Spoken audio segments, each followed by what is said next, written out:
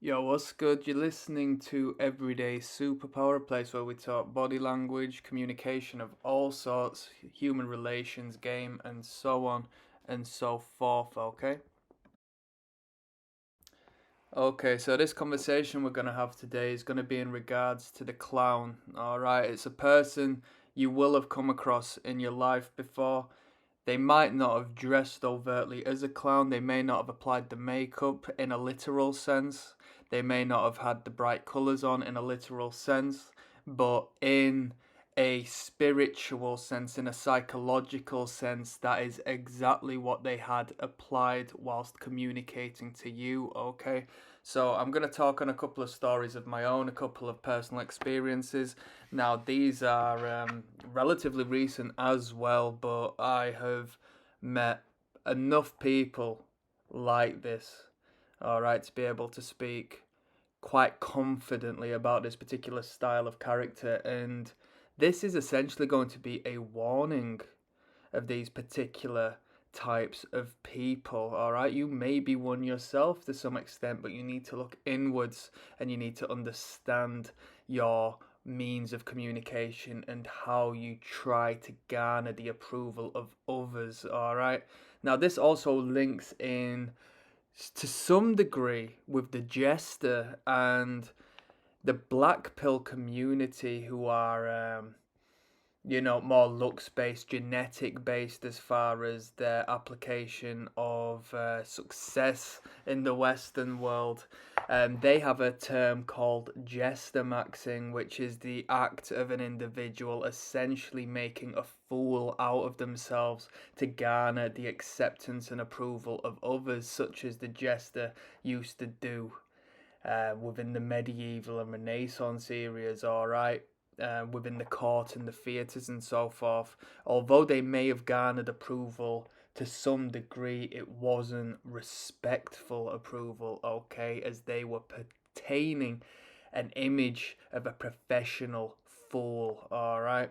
Now, when I speak on the jester and the clown, you will find people who come into your life who try to make you laugh, who put on this comedic act that, as we've discussed prior on earlier videos, their mask is of one of an individual who is colourful and vibrant and eccentric and bright. And as we know, when it comes to overcompensation, you must first and foremost question and look at the opposite of every single overt characteristic people possess and portray themselves as. If you feel like it's overkill or if it's too bold of a characteristic, you must question as to whether you're seeing the opposite within the depths of their psyche. Now, when it comes to the clown, so colourful, so vibrant, so funny, so friendly, right? But when we look at the flip side, we see dark, we see evil, we see devilish maneuvers.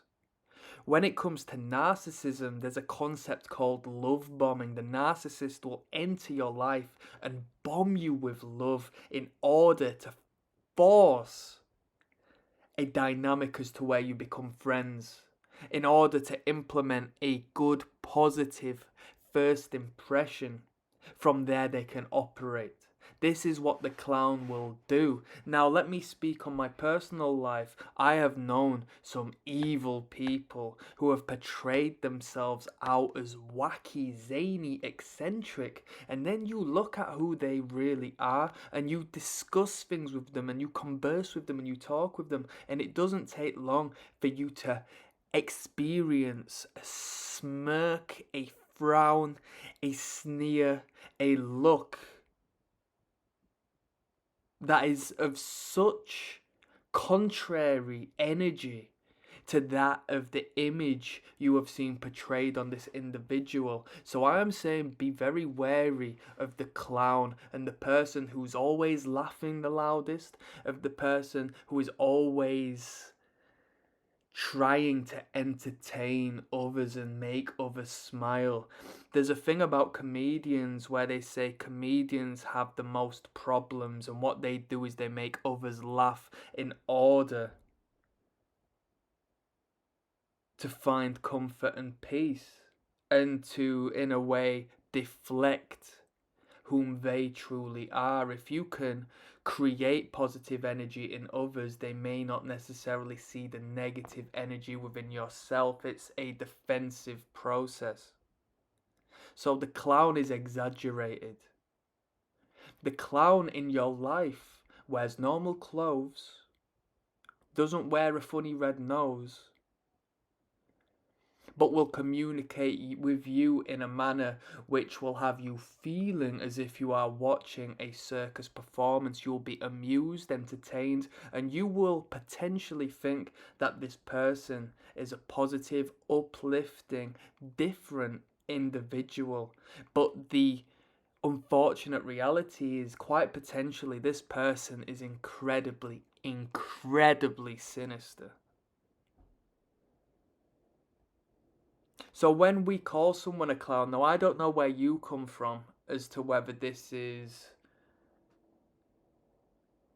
a put down, but here in England, if you call someone a clown, it's negative. It's to say you're a joke, you're a clown, you're not professional, you're not serious, right? As far as what the dictionary is concerned, a clown is a comic entertainer wearing exaggerated makeup. Now let's have a look at that. Makeup is just a form of masking. When an individual wears a mask, you don't see the true self, and what they do is they obscure the reality through this masking of one's emotion, of one's intent, of one's spirit, of one's character. The makeup portrays the same effect as the mask.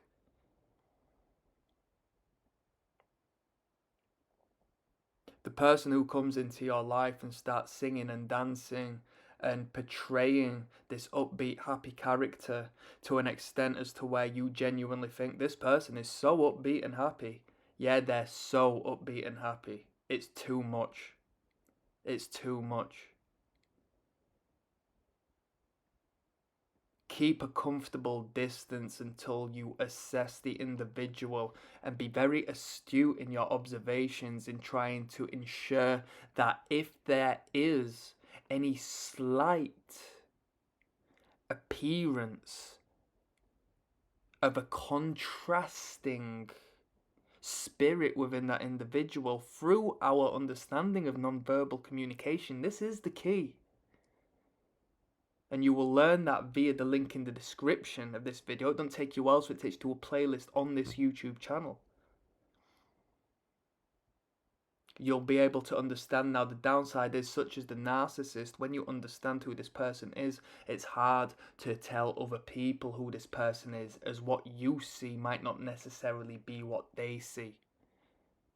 Okay? And with that, I'm signing out, people. So, on the flip side, peace.